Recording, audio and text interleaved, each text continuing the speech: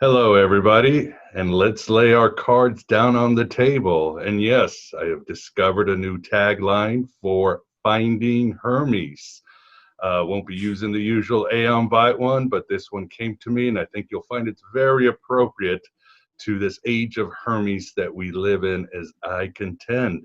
And with us, it's always a pleasure to have my friend and a great mind in the esoterica, Mitch Horowitz. Mitch, how are you doing? Good, man. Great to see you. Good to be here. Oh man, always glad to have you on. I think this is our third or fourth time. And Yes. as I mentioned, I really enjoyed the Miracle Habits, Thank you. and with the Miracle Club, I found a lot of insights galore. Thank And you. some of these are like seeds; they will grow and they will flourish. In fact, I might have to bring up some of the insights from the Miracle Club that came, months after I'd read your book. As I say, sometimes books choose you. You don't choose books, and they have a way of festering in this great complex that is our mind. But what is interesting, Mitch, is that you actually wrote it during the pandemic. I mean, right Yeah. when it was hitting New York City with full intensity. How was that, and how did it change the final product? Well, in some respects, frankly, I think it made the final product a lot better. I was in isolation myself for over 2 months. I was sick with COVID Mm. in the months of March and April. And I consider myself lucky. I had a mild case, but I felt a lot of fatigue and a lot of muscular aches, and I was home in the apartment that I'm sitting in talking to you from right now, working non-stop. I would take breaks to eat and to watch World War I documentaries, which is how I depressed myself when I could no longer work. And otherwise, I was just putting the pedal to the metal.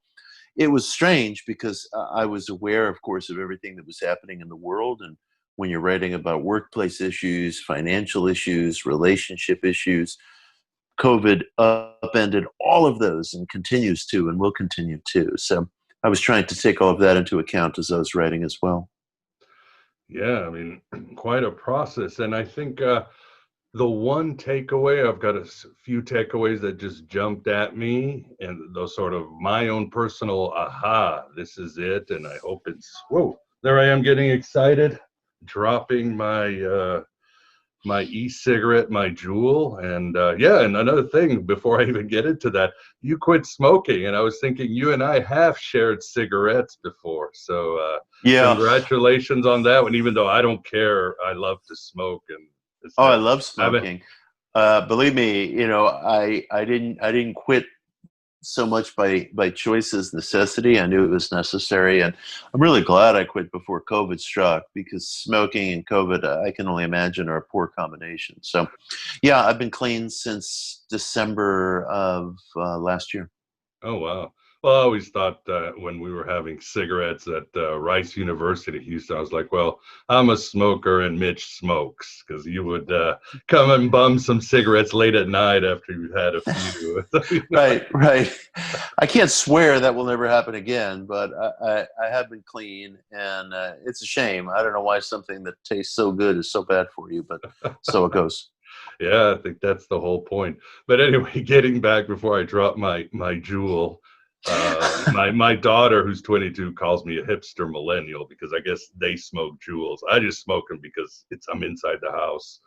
My So, children call me much worse than that. So no, no, we have a very loving relationship, but they will poke fun at me occasionally. Though it's amazing how you'll see that things that you're into that you think are lost on your kids suddenly just come back to you in weird ways. One of my sons was away at a wilderness camp in Utah this summer, and he sent back home drawings, and he sent drawings of trees with an eye at the center, which was the very same image that my hero Neville Goddard used on the cover of his books. And I never even knew he was paying attention to that. And I asked him, is this supposed to be Neville's image? And he said, yes. So I was moved by that.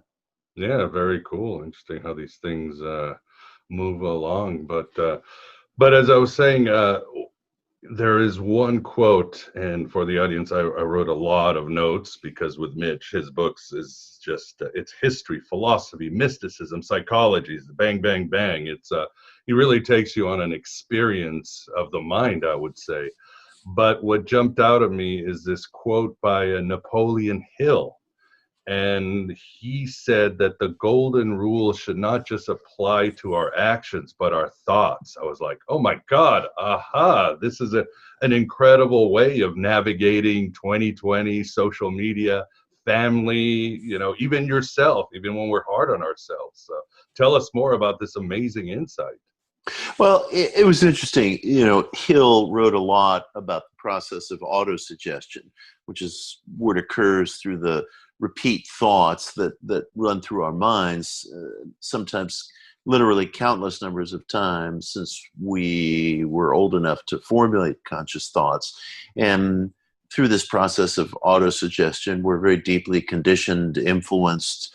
We persuade ourselves of our limits, of our possibilities. And Hill made the case that what you think about other people also has an autosuggestive function. And I believe that there's truth to that. I think there's a kind of symbiosis or reciprocity that runs through life.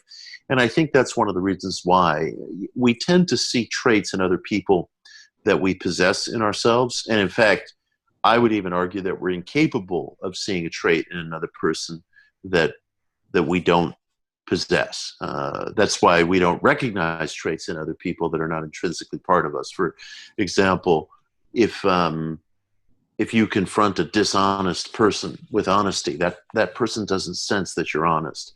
A dishonest person experiences honesty as weakness, for example.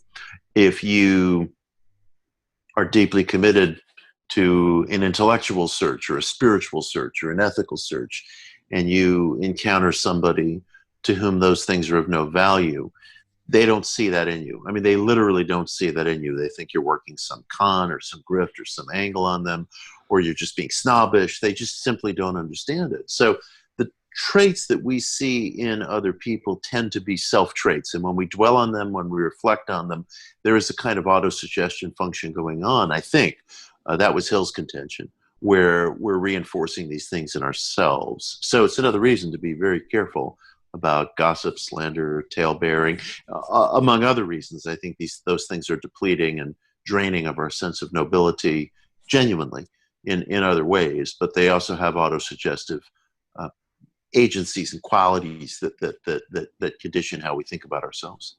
Yeah, I thought it was a great insight to think of others as you would think of yourself, in other words, especially today, as you were saying, social media, our shadows, our fears, everything gets projected and amplified. Yeah, for sure. It becomes very toxic, and I'm sure, I mean, you yourself, I think on social media, you've said, even though I've never seen you write anything mean or underhanded, or even, I don't even swear on social media, you said, I'm done with politics. I was like, yeah, I made two changes on social media this year. One is I stopped tweeting about politics. It's worthless. I mean, and it's actually worse than worthless, at least from my perspective. All it does is attract rhetorical questions, sarcasm. It cements other people's points of view. Obviously, if you're in the business of politics, if you're a reporter or a news commentator, or if you're organizing something, then references to politics are going to be necessary. But for someone like me, who follows politics in a more pedestrian way, it's completely unnecessary. It's certainly not necessary professionally. It's not necessarily necessary personally. I don't think it alters or changes anything ultimately. I mean, again, I'm speaking from my own vantage point of the world. If that's your profession, there's a different rationale for it. I also left Facebook entirely. I eliminated my accounts. I'm on Instagram and I'm on Twitter. And there are common problems across all of social media, but there's something about the tech on Facebook that I found promoting of an over familiarity, a false intimacy, a frivolity of comment. You could certainly say there's lots of frivolous comments everywhere, and that's true.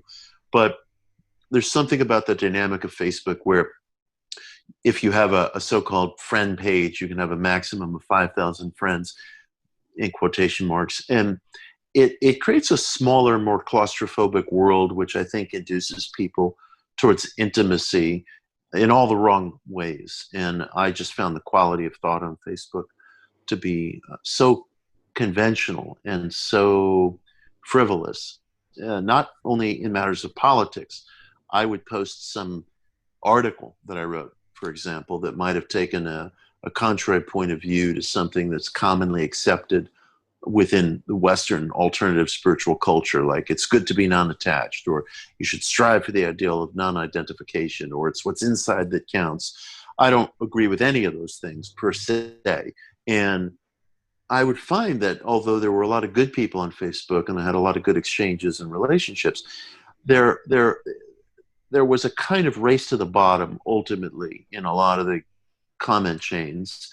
And I felt like it just wasn't a place that was fertile for exploring some of the issues like the ones that we like to discuss. So I had to make some changes in social media. Well, good deal. And what do you tell people? Well, by the time this interview comes out, the election is coming up.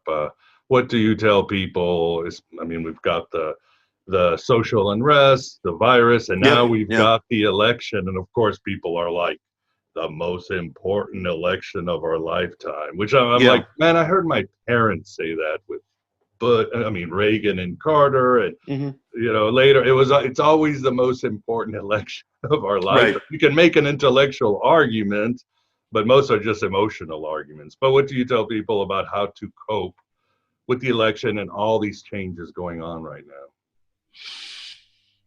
Well, obviously, I have my own political point of view. I have my own policies. I have my own wishes. We all do.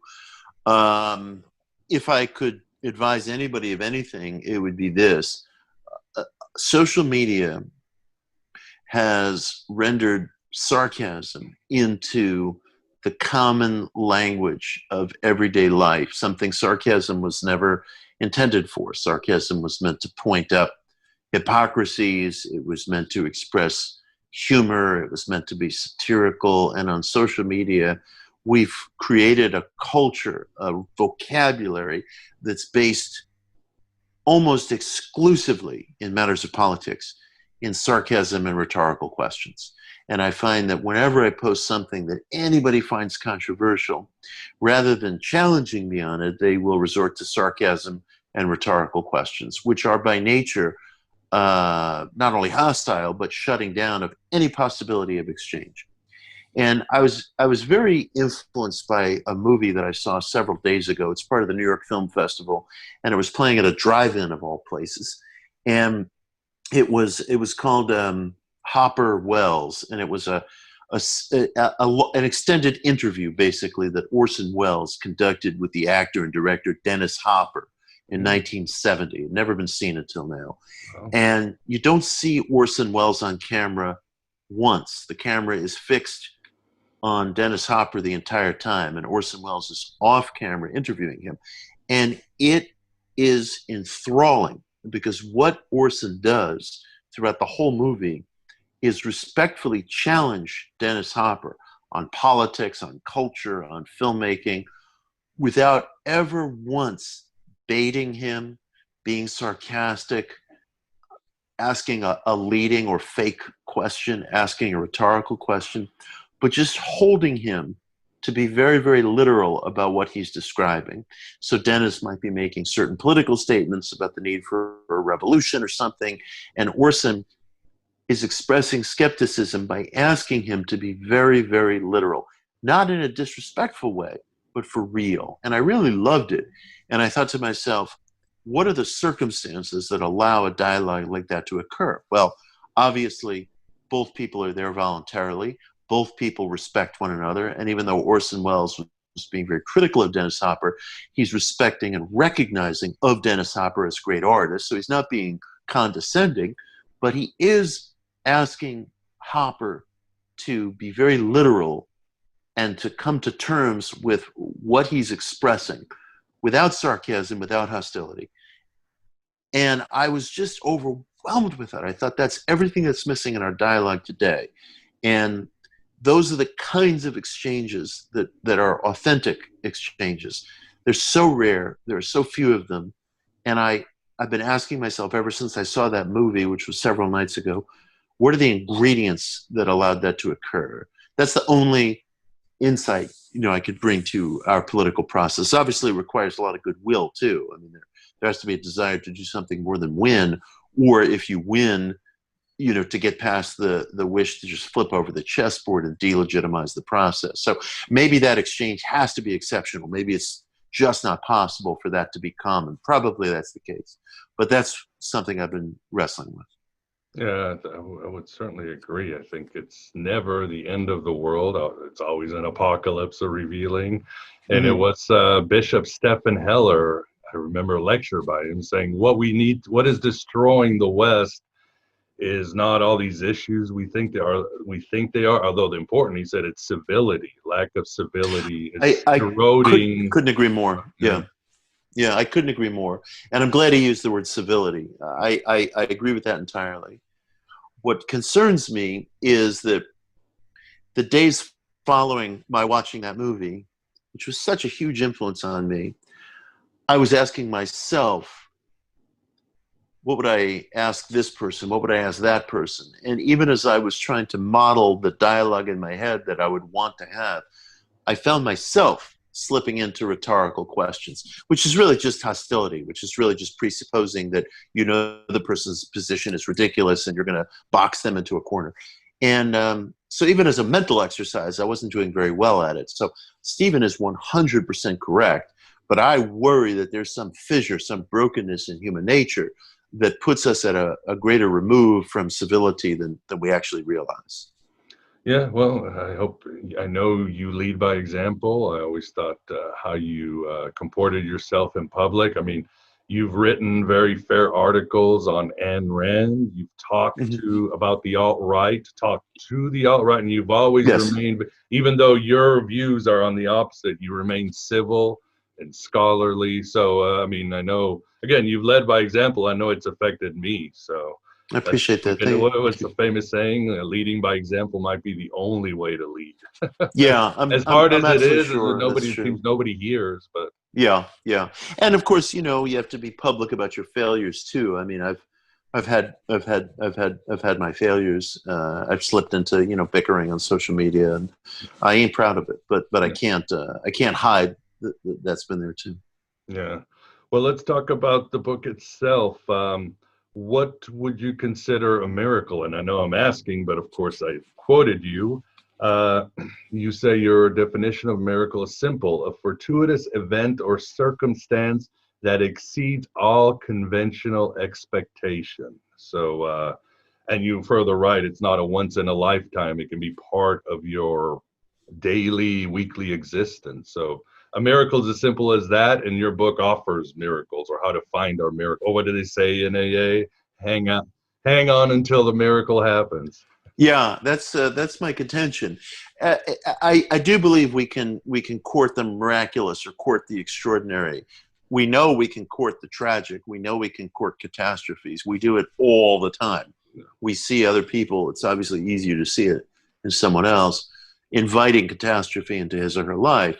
And it's a fact. There's no question that we invite catastrophe.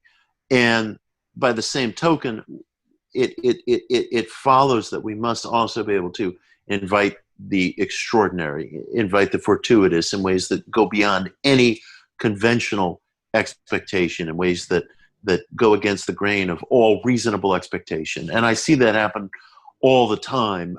Maybe all the time is putting it too colloquially, but many, many times in my own life, in the lives of other people.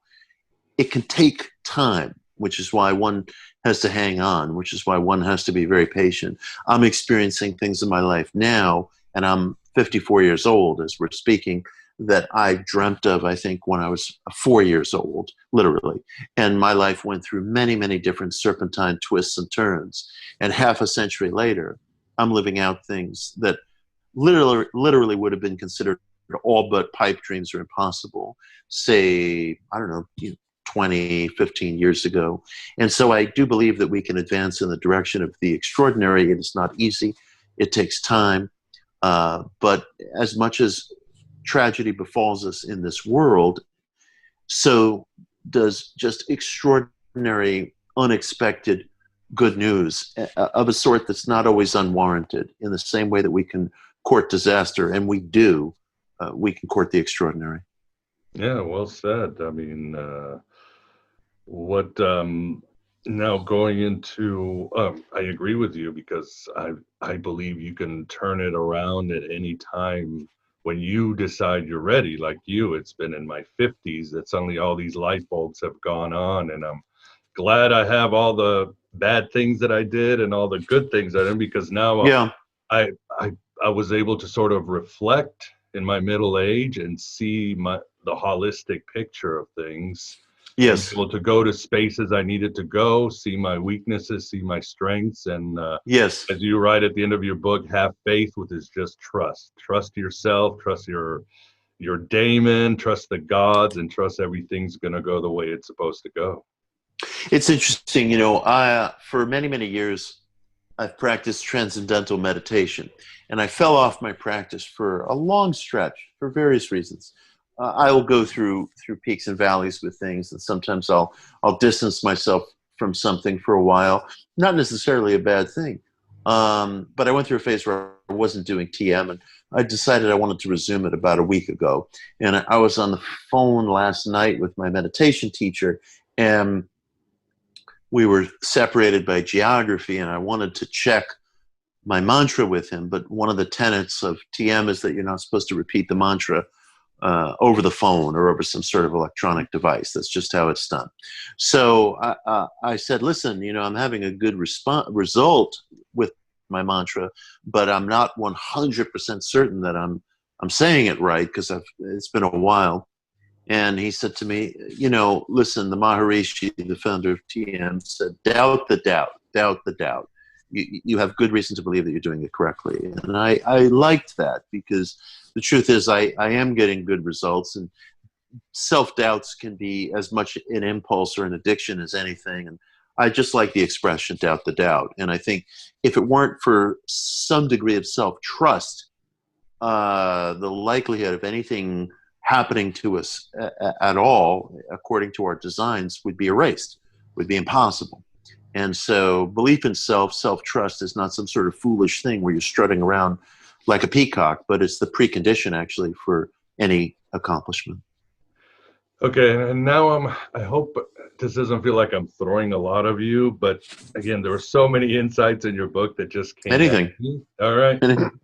But I firmly believe that we all have, I used to make fun of it, and it's funny how karma works, sacred duty or sacred destiny. But now I'm like, oh my God, he's right. The psyche has a mission for us, the soul, the gods. We're all somehow Arjuna. And that myth just keeps coming back at me very much. At the same time, your book really talks about, to reach that, you have to have this incredible focus, this tunnel vision, and it will happen. But at the same time, how do you know it's the mission is from your soul and not your ego? For example, the movie The Secret, I used to make fun of, and I still do, because I do think, like you, we can create reality with our thoughts. Yeah. But the question is it the reality my ego wants, or the reality my higher self wants? And again, people call you, they nickname you Walter White, because you're very driven. But we all know that Walter White's life was way too driven. And as you would point out, it wasn't that he wanted to be a drug dealer, is that he wanted to feel alive. He missed it, you know. He could have gone to the real source of what was his mission, or what wanted to feel alive, to have a thrill. But he kind of followed the ego and the money and went into become a drug dealer. But how do you know which is the right, again, which is your ego? Are we listening to Krishna? Or are we listening to Arjuna? Okay, well, and I apologize if I threw too much, but no, not at all. I mean, I was going to throw in Oedipus, who you talk about, but I'll leave it. We'll deal with that next. No, that's a very heavy question, and I'm going to give you a very, very heavy, blunt response. And what I'm going to say is going to sound like I'm trying to be provocative, or I'm speaking, with my chin too far extended. I'm not trying to be provocative because I've wrestled with that myself. And this is as a seeker, and I can only speak seeker, to you, to your listeners. This is where I've come down. I think that this divide between ego and soul, or ego and essence, has been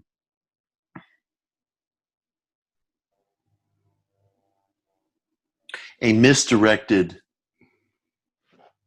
description framework of the human situation. I think that's a mistaken notion of human nature that has served to perpetuate feelings in the individual for many generations, if not centuries, of terrible, terrible internal division.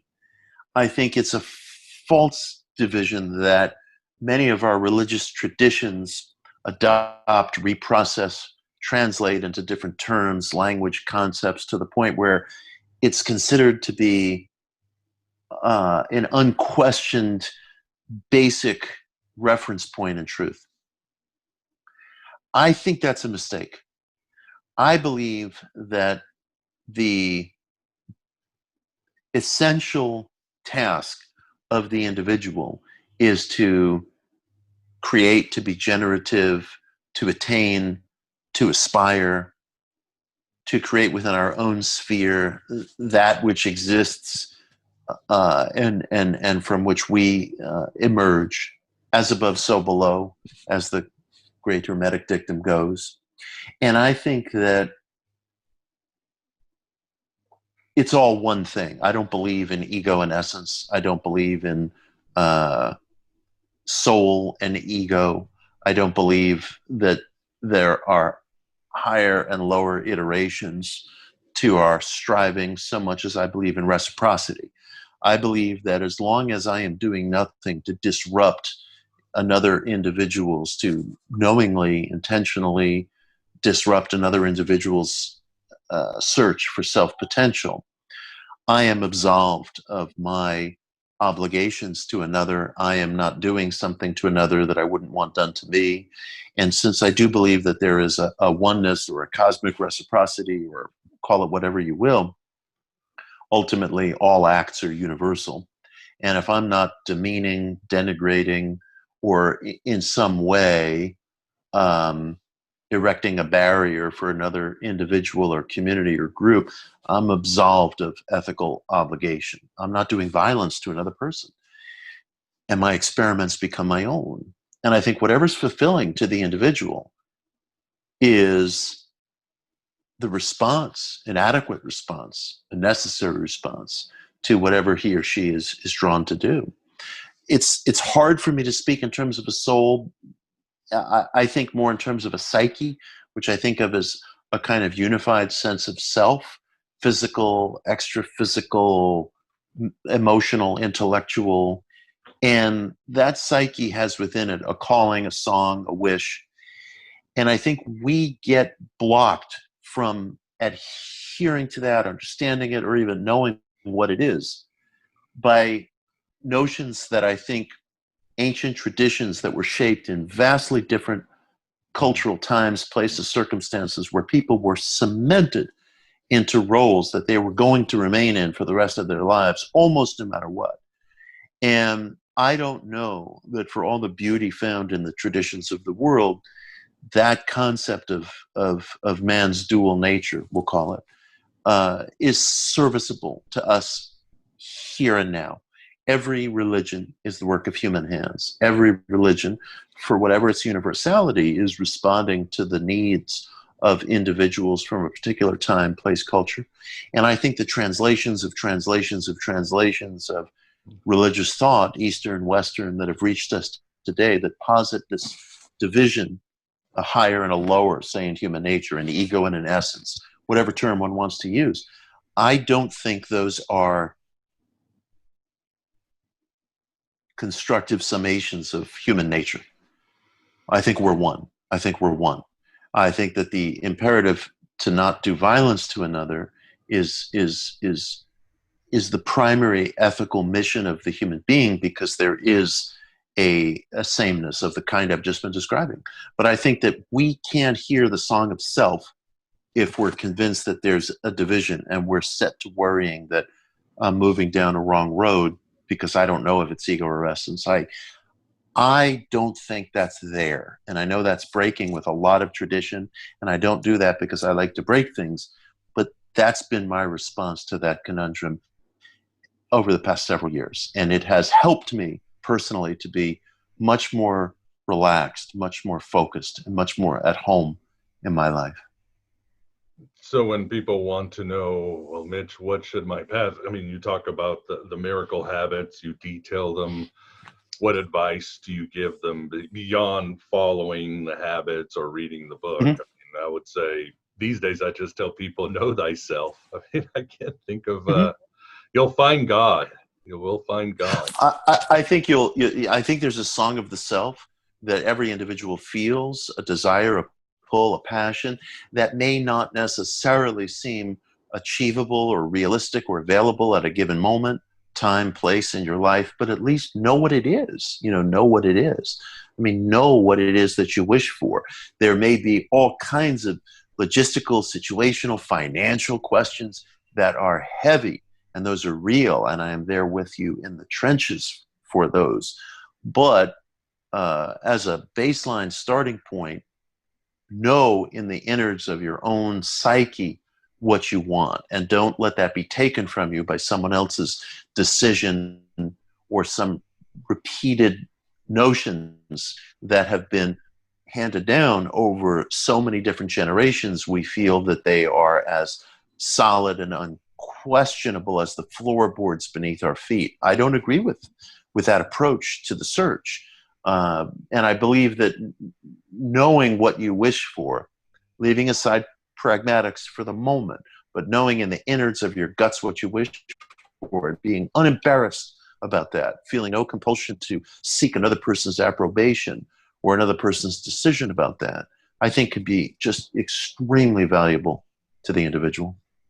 Yeah, well said. And at the same time, another insight I got from your book, and this is something I tell people, but you were talking about depression, something you and I have, of course, struggled for most of our lives. And in 2020, it's becoming more of the norm than the exception. The psyche, collective and individuals under a lot of stress. And you say there is not one silver bullet for depression. You have to go on a multi-prong approach, and there's no wrong answer. I mean, but make it a multi-prong approach, whether you're going to do meds, meditation, spirituality. And I think, Mitch, it goes even to any sort of spiritual pursuit, or because I feel in a way New Age works today because it's syncretic, and to deal with depression, to deal with any other issues, drug addiction, you have to be syncretic because our minds are so fragmented today. We wear so many personas in our daily lives that we do need a full recipe for anything. Is the days of simple, well, if I go to church on Sundays, I'll be okay. If I go to an AA meeting Friday nights, if I do yoga just on Wednesday nights. So you would agree that times have changed, and we have to have this new age attitude, if you would. I agree with that entirely. The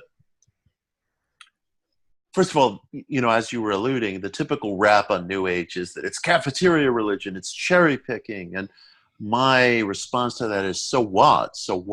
All religions have been syncretic. I mean, my God, in the Mediterranean basin, everybody was borrowing from everybody else. No sooner would, one of the Caesars conquer some other nation that, he would be incorporating, some of its views into his religious beliefs, and people would embrace the religious beliefs of whomever they were under the domination of. And what were those guys doing over the next hill? We'll embrace those. I mean, the Mediterranean basin was such an unbelievable syncretic experience of belief. We've been doing this for a long time, but regardless, the vintage of something is not really what matters. What matters is, does it work in the life of the individual? And I believe very seriously in what you were saying. People, this notion that cafeteria religion is something that needs fixing, is something I completely reject. I mean, all religions seem to start this idea that, something needs fixing, and by God, we're going to fix it. And, it doesn't matter how many skulls get cracked, And I mean, my feeling is what matters is conduct. What matters is conduct. It's hilarious to me when I hear people speak of like, a certain belief as being a delusion, for example. How would you measure a delusion in terms of an ethical or spiritual philosophy other than conduct? Does it lead me or somebody else to some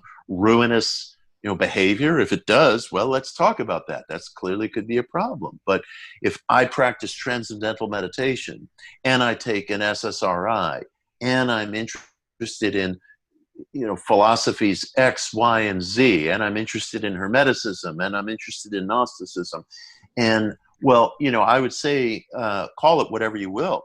Accuse me of cafeteria religion, accuse me of cherry picking. It doesn't matter.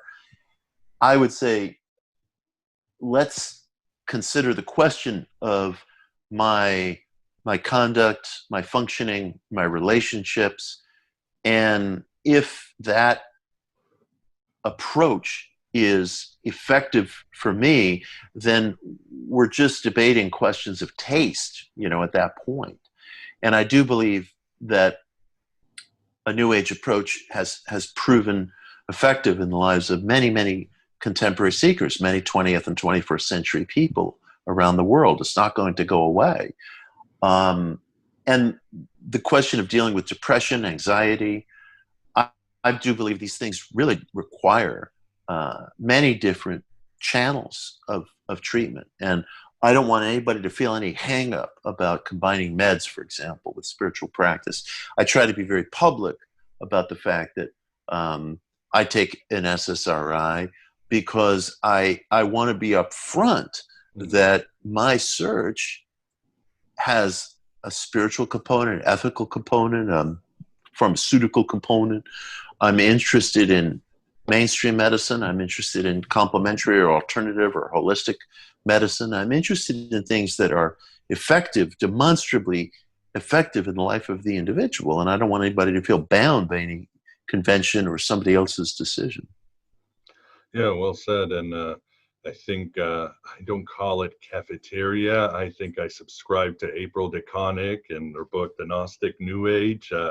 Everything in the kitchen sink. I mean, the Gnostic and the Hermetics were dealing with the rise of Christianity, the brutality of the Roman Empire, the failure of the Second Temple.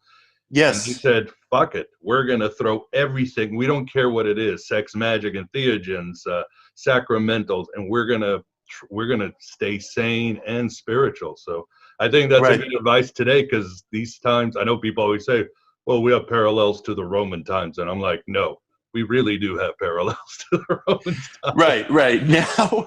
Now we do. Yeah, I can make a good argument. Finally, in Western civilization, we can say that. It's like, well, at least we can all agree on that. So yeah, no, it's. I'll stick with what you're saying. I mean, syncretism, combinative approaches, they're part of the story of religion. We've all built on one another. It's part of the story of how human beings search.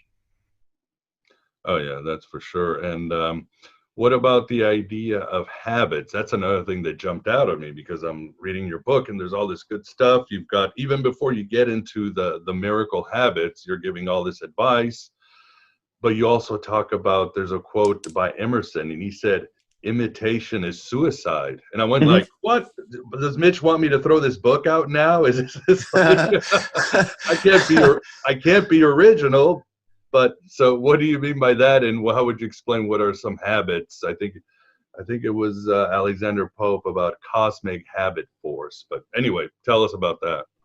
Well, I mean, of course, habits must be highly individualized. I want everything the individual does to speak to his or her own needs.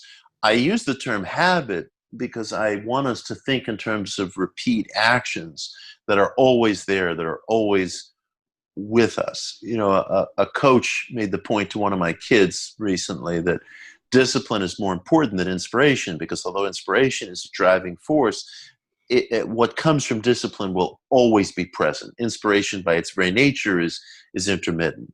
And I started to think in terms of the cumulative effects of daily actions that we take. Of course, we think of a habit as something negative, but it's any repeat action that is performed almost in the state of osmosis. And I think we can get there with things that are quite effective. For example, acting with rapidity in our responses, responding to people quickly, not rashly, not in some foolish knee-jerk way, but not dithering. Time dissipates whatever energy is present around a project. And if we trifle with time, we're going to lose opportunities. So I'm very interested, for example, in people getting into the habit of responding quickly to opportunities when they arise. There are many, many, many things that will benefit you in that respect. It doesn't mean behaving rashly, but it does mean that if you've gathered enough information, if you have read broadly enough, kept up with whatever your field is and so on, you have the appropriate tools that you can move with great rapidity. So that's obviously something that has to be catered to every individual's life, but that's one idea that's small in its own way, but that can be very great in a cumulative way.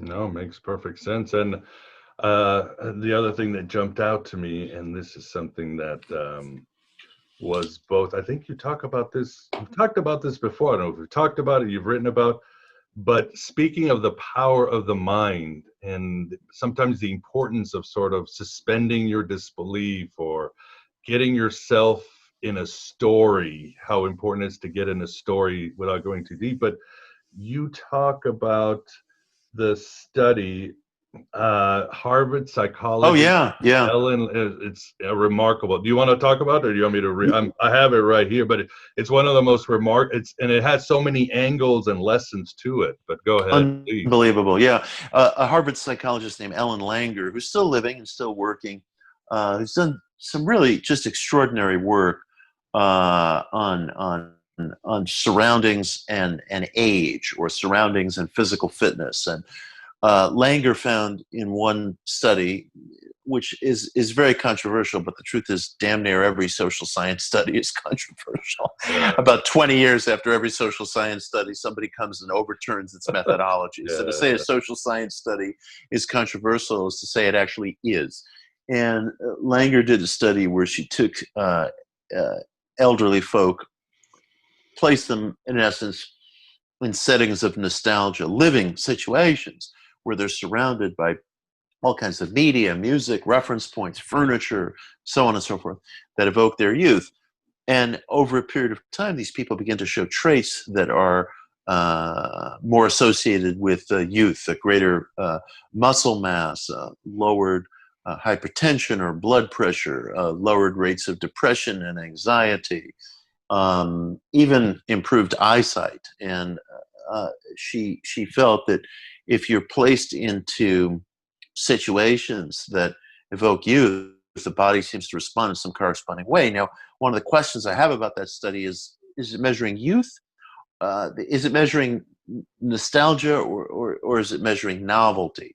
You know, it may very well be that after a while, if you put people into that situation, it was long term, it's possible that what they were responding to was the novelty of the new, you know, rather than the nostalgia. But in any case, it showed impact where there should have been none. It was absolutely extraordinary. I mean, these people had physically measurable benefits, as did a group of hotel maids that Langer studied much more recently. She took a group of hotel maids, divided them into two groups. One was a control group with whom they did nothing.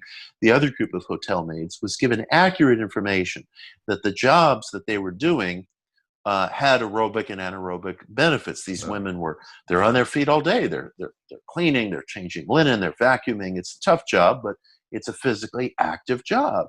It should carry with it these anaerobic and aerobic benefits. As soon as the women were given this accurate information without any other changes to their lifestyle, including changes in diet or exercise, they began to evince dramatic physical improvements. Loss of weight, improved muscle mass ratio, lowered blood pressure, better mood, greater rates of energy, better sleep.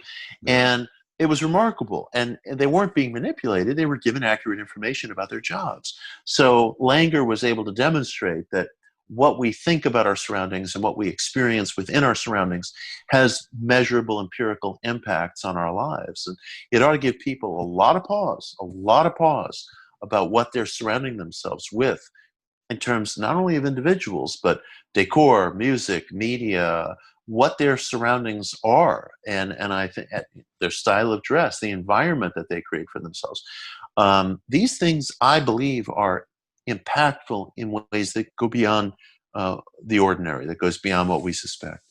No, I would agree. Like, I'm quoting Doctor Who, but he says our souls are not made of atoms, they're made of stories. I think we're always supposed to be in a story. Like I said, suspend your disbelief, cosplay, just... yes, absolutely. I couldn't agree more. As Neil Gaiman said, don't pretend you're wise, pretend you're someone who is wise. Don't go for the ideal, go for this other person that's probably inside your head.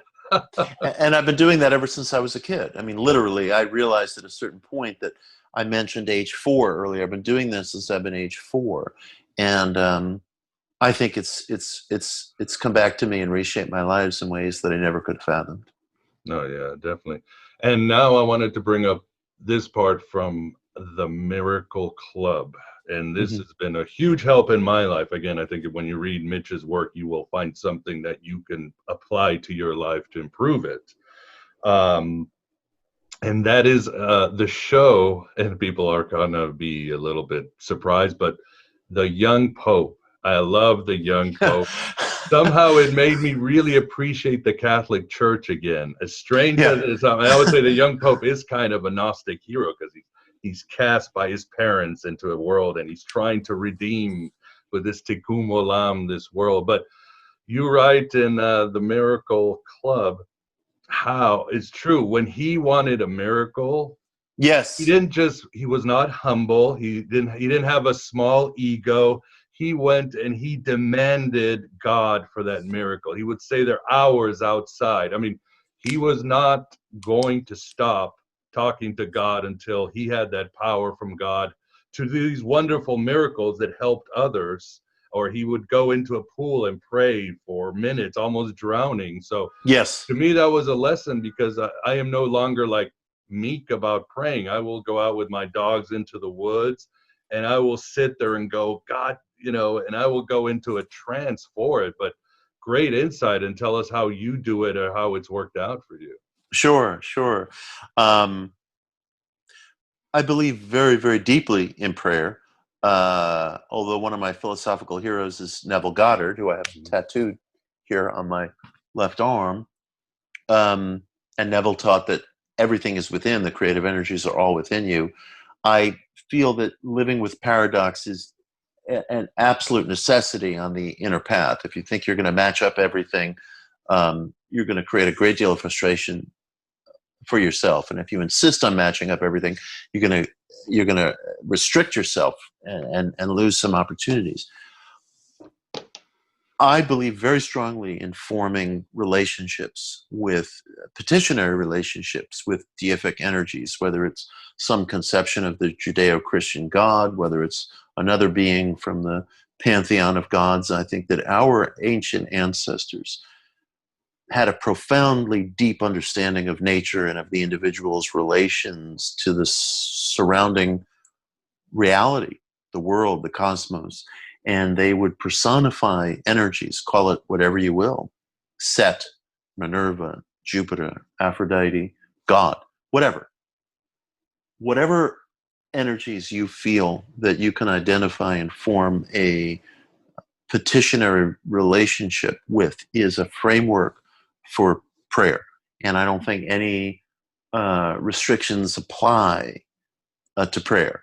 This notion that we can only pray one way, to me, is, again, something that kind of gets fostered by repetition. Verify that. Can we pray just one way? A new thought, a tradition that's important to me.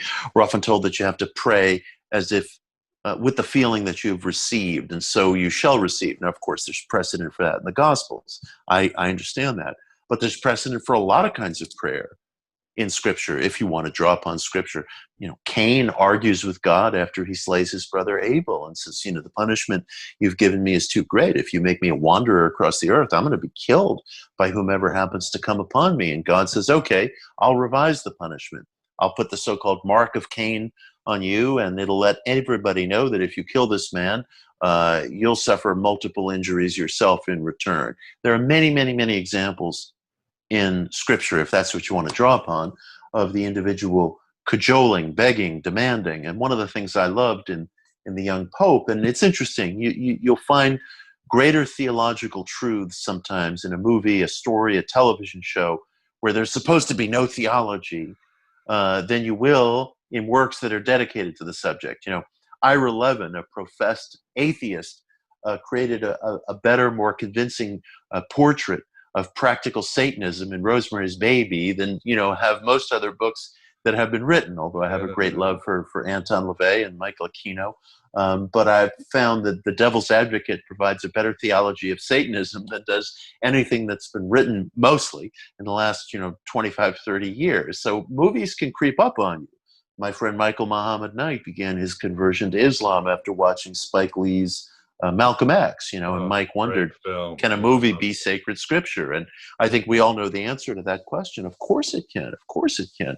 Moments of extraordinary truth appear in movies and other works of art that supposedly have no intention of informing us of theology or spiritual practice or anything else. Right. So I was very moved by what you were alluding to in The Young Pope, where this young conservative Catholic intellectual audaciously wants to be named Pope. Well, what does he do?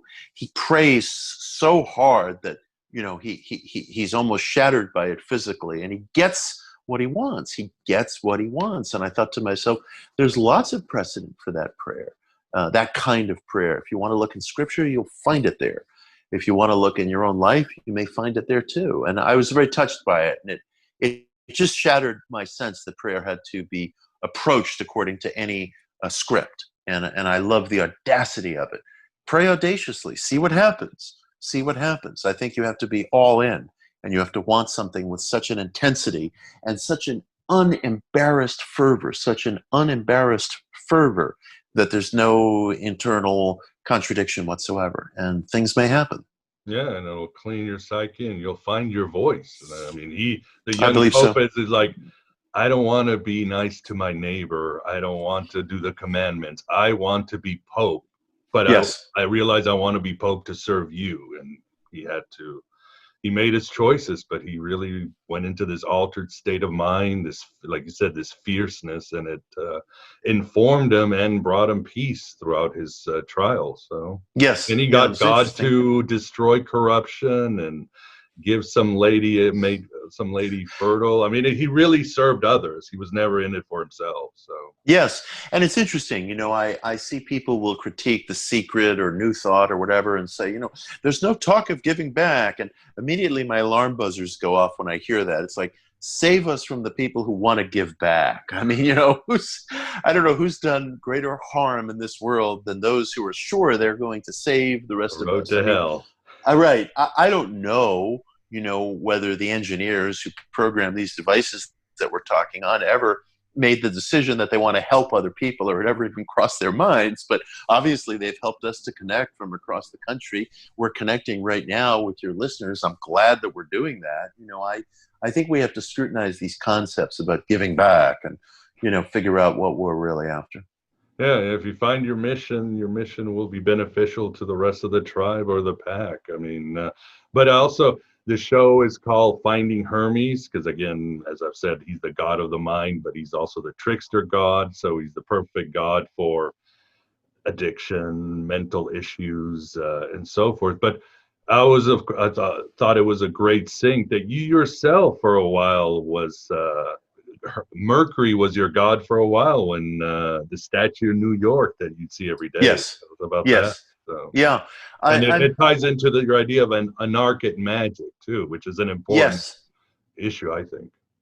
Yes. I came upon a building one day in New York City, which was close, just on the outskirts of Chinatown. It must have been a turn of the century building. And there was a modern bas relief of Mercury out front. And I decided as a personal experiment and devotion, dedication, that every day, every morning for a period of weeks, I was going to pray to Mercury in front of this building. And I took the subway to an out-of-the-way stop, which was a little far from my office. And there was this wonderful, very indulgent Latin American woman who sat in front of the building who was selling newspapers off of a milk crate. And she thought I was just, some perfectly nice lunatic. I would buy a newspaper from her, and I would stand there and I would pray to Mercury. And it was a very meaningful exercise for me because I wanted to. First of all, there were certain things that I wanted, and there were certain things that were important to me in my career as a writer, as a publisher, as a speaker, all things that are under the domain of Mercury. And I found this object of beauty on a building put there by some people who were around 100 years before me. And that object of beauty simply served as an ignition or an instigation for me to explore a relationship to Mercury. And I'm very glad I did. And so it can be that simple. It can be that simple. I mean, my wish is that the individual should know something or should want to know something about the back pages, the tradition of what he or she is attempting. But look, I think it's that simple. I remember one night I was sitting in some macrobiotic restaurant somewhere, and I overheard these guys at an adjoining table who were from a local yoga studio say that on Thursday nights at their studio, they had some sort of a devotional service to the god Ganesha, the elephant-headed god.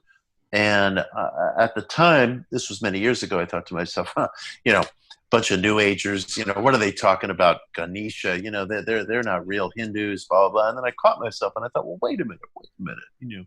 How do I know what they'll find? Maybe this will be a very meaningful experience for those guys, and they'll have something to come back and tell people. Or maybe it'll be a terrible experience, or whatever it is. Why would I want to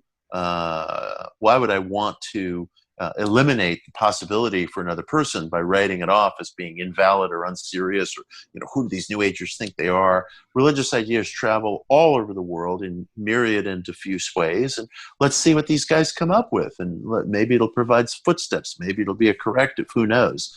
But I'm very sympathetic to these experiments. They're gonna go on, and I think that creating an atmosphere of hostility towards them doesn't do anybody any good. Indeed. And as we get towards the end of the interview, maybe would you want to break down or give a summary of your book? What can the reader expect? What are the habits or the road you take them through? Or what was the intention of your book? Sure.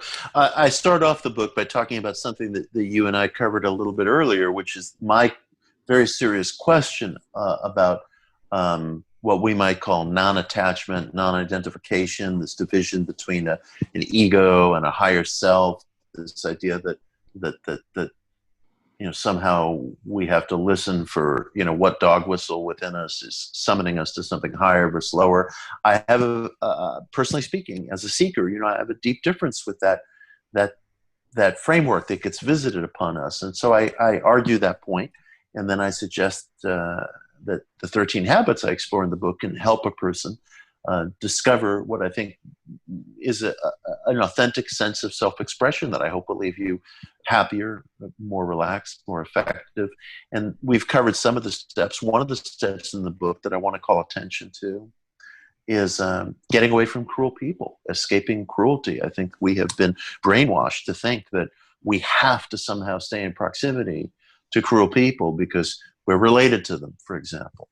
And we do not have to. The consequences might be so great that we choose not to separate ourselves, but I want people as a baseline to realize that there is no convention that means that you have to stay in proximity to a cruel person. And let me tell you, I would never say this lightly. I really believe that that chapter and what you find within it, if you take it seriously, it could just be so transforming and so helpful to you as an individual, because I realize in my own life and the lives of other people, we are sort of just held in thrall to this idea that there are certain relationships we can't get rid of. That's not true. There may be consequences, and those consequences may be serious. But if you have a relationship that's draining, depleting, debilitating, it's taking so much from your life. It's not right. It's not natural. It's not normal. And there's nothing like that that you should put up with. I don't care who the person is, literally who the person is. And I want people to get in touch with that side of themselves. Well said. Oh, and for the audience, when I mentioned Walter White, I'm talking about Breaking Bad, for those who might have not seen the show, but yeah, an excellent show with a lot of lessons. But well, awesome, Mitch. Well, we are at the end. As always, it's great to talk to you. It's great to have you on the new podcast, Finding Hermes, and good luck with your book. And audience, I know you're going to find a lot of insights in the Miracle Habits as well as the Miracle Club. Thank you, man. Pleasure to be here, as always. As always, thank you. Forgive me, Lord, for I have been unforgivable. It's not true that I illumine myself. You illumine me. It's not true that I feel omnipotent. You are the Lord omnipotent. It's not true that I don't care about anything. The only thing I care about is you alone. And if I have forgotten to thank you, I thank you now. And if I have sinned by presumption, I ask your forgiveness now. And if I have tricked poor Don Tommaso, I ask your forgiveness now. And if I have frightened people, I ask your forgiveness now. And if I have wished Spencer and Dussalier harm, I ask you send harm my way as well. And if I have abused my power, I ask you to take it from me now. Forgive me, Lord. Illumine me. Give me the words to say to the cardinals. My address regards you. My words are your words. I keep praying for you to make something happen. So why this awful crawling feeling that nothing ever does? I know, dictate to me, Lord. Yes, dictate to me. I've always been good at taking notes. You know that. You know that.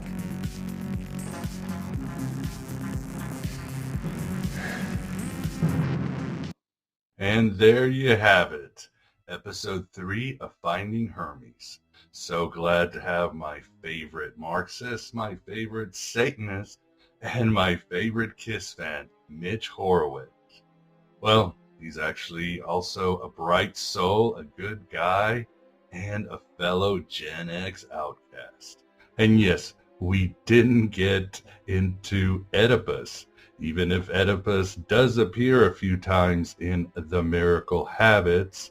And Mitch himself says it's a conundrum still. It's an issue he's not been able to solve. So we might have to wait for the next time. Oddly enough, Oedipus has been around in a sort of sync for me. And maybe it's because this year it seems that fate is just happening and we're all sort of in the back seat. And what a dark fate. But yes, beyond our conversation and Mitch's book, the recent interview with Dylan Burns on fate, free will, and divine providence also discussed, well, not just fate, but also Oedipus. And his book, Did God Care, certainly talks about Oedipus. So what's up with Oedipus getting all Seinfeld-like? Well, with any ancient myth or story or domain close to the imaginal or the archetypal world, we know there's going to be a multiplicity of meanings, and one of these meanings could make a difference or stir something in your own soul. So I'd like to look at some of the differences with old Oedipus himself. I would say one way to look at it, and Mitch would disagree, is he's gone all non-dual and there's no separation of the ego and the higher self and so forth, which is fine. But from my perspective, you could say that Oedipus is, well, he didn't listen to the gods. He followed only his ego. He went all for Oedipus. He was ambitious. He wanted material rewards. And he could have taken another path, a spiritual path perhaps. Perhaps he could have just joined some temple and worshiped Asclepius for all of his existence and not followed the vagaries of fate or what was set before him. Maybe not. The other way to look at Oedipus is, well, if it was fated, did he really have to be Oedipus? He could have been somebody else. I mean, instead of being fate's fool, he could have fooled fate.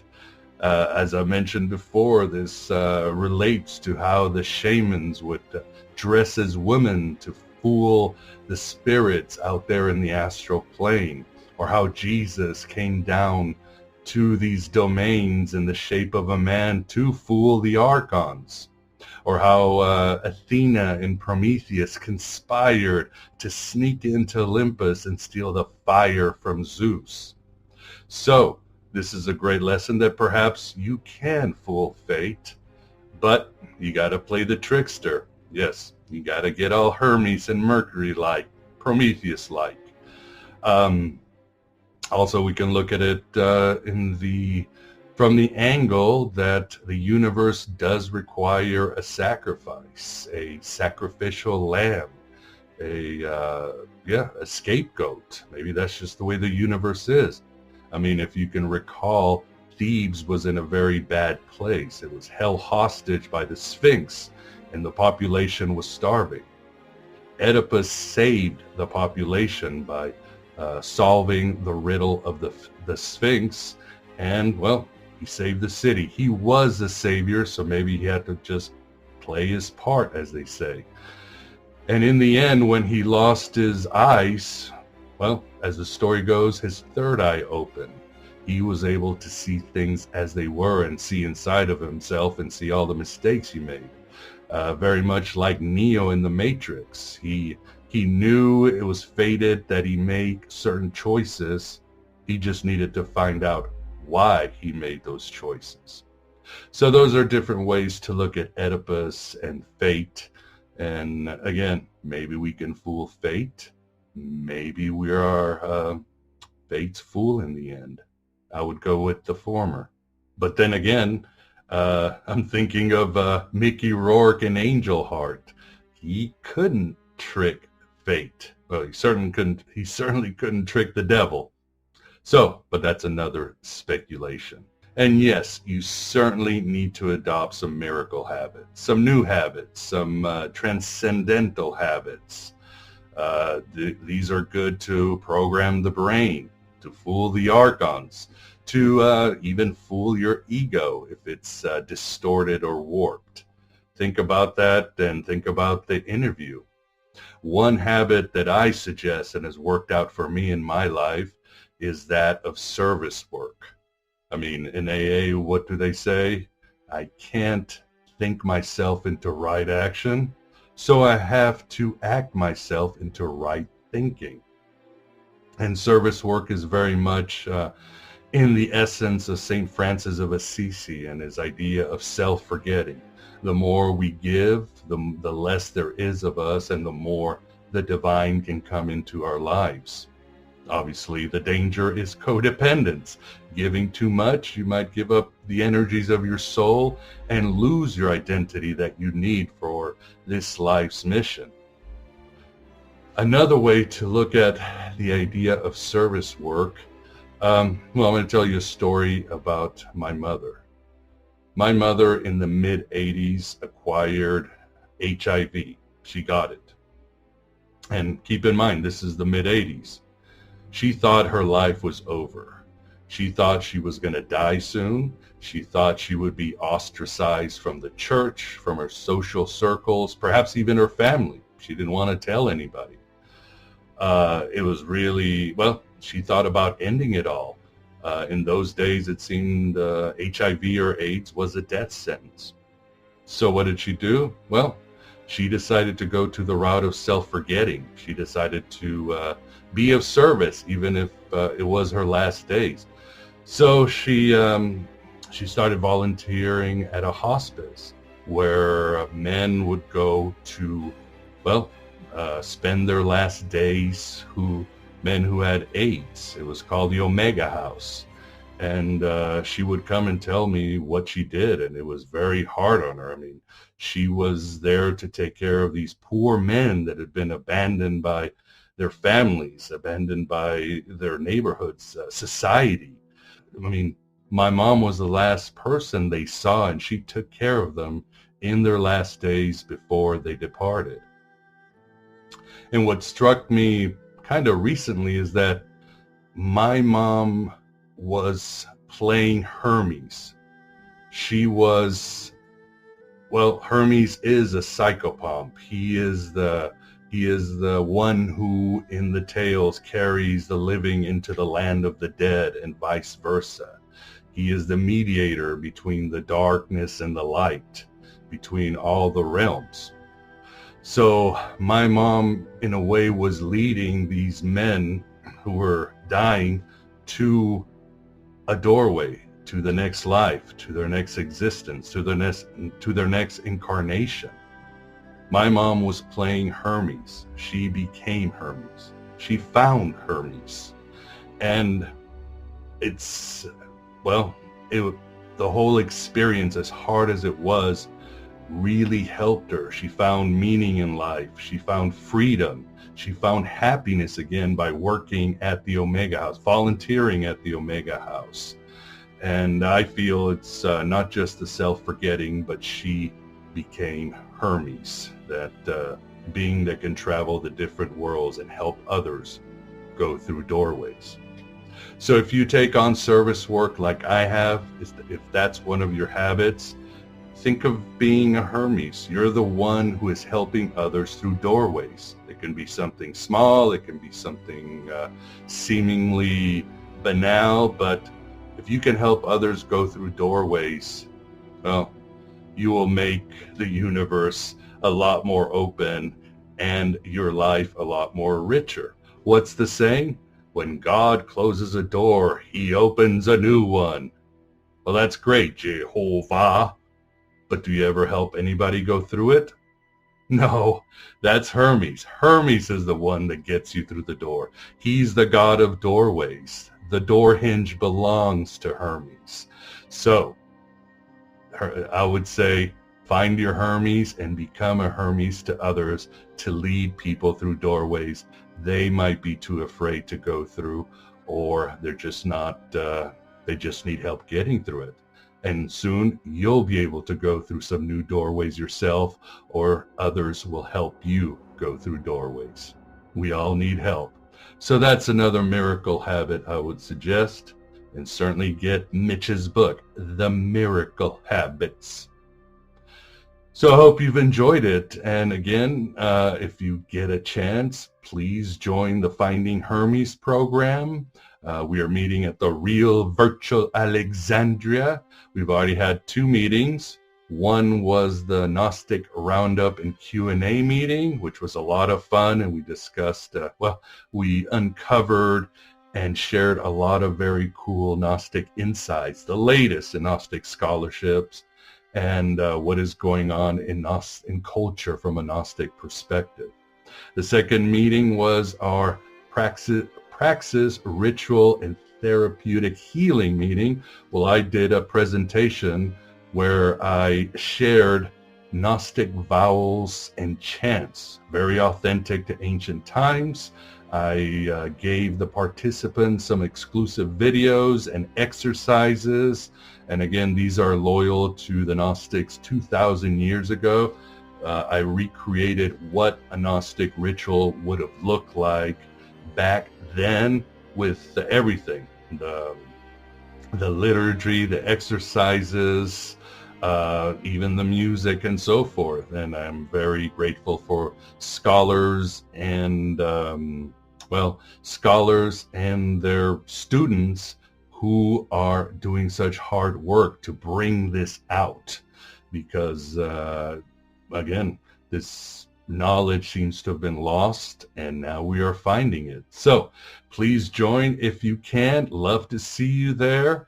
If not, don't worry, because we've got more Finding Hermes coming out. I hope it's in October, might be in November, but more content coming out, including Aeon Byte and some other, heretical content.